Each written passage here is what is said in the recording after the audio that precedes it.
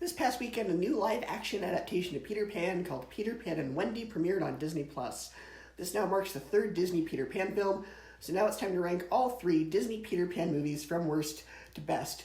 Now, I know there are a ton more versions of this story, such as Hook, the 2003 Peter Pan, and 2015's Pan, but those aren't Disney, so they're not going to be on this list. With that in mind, let's get started. Coming in at last place at number 3 is Peter Pan and Wendy. Now, I gave this movie a mildly positive review, but overall it is a very mixed bag. Jude Law is fantastic as Captain Hook, and the film can have its fun moments, but overall I found a lot of issues with this film. The biggest issue being just how drab this movie looks.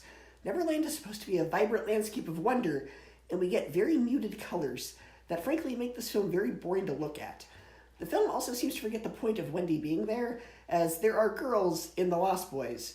In the original story, Wendy is brought there because the Lost Boys want that female influence. They want a mother.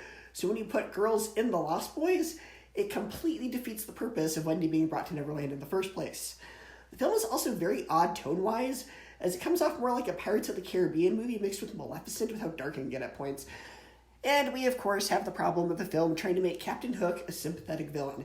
Now, I do admire the film did at least try something different with the story, rather than just being a straight-up shot-for-shot remake, or making it so different that it's hard to even recognize it as the same story, which is a problem with a lot of these other remakes. But I thought this film, while it was very watchable, still could have been vastly improved. Number 2, Peter Pan, the original animated film from 1953. In some ways, yes, this film has not aged well, and some of the songs in it are kind of boring. But at least this film still had a sense of magic and wonder, something that was missing from the remake. It's just a fun, simple story about being whisked away to a land of eternal youth and having daring adventures. It's a story that is timeless, and there's a reason that the story keeps being retold. But the main characters, except for Peter, are pretty dull, and I don't really feel like they changed that much by the end. And this is where my first place pick vastly improved on that. Coming in at first place is Return to Neverland. This is one of the Disney sequels that I think is vastly better than the original. For one, Jane is a much more interesting character than Wendy. The film takes place during World War II, so Jane is living her childhood in very frightening and uncertain circumstances, so as a result has essentially been robbed of her childhood and doesn't believe in the fantasy world that her mother Wendy did.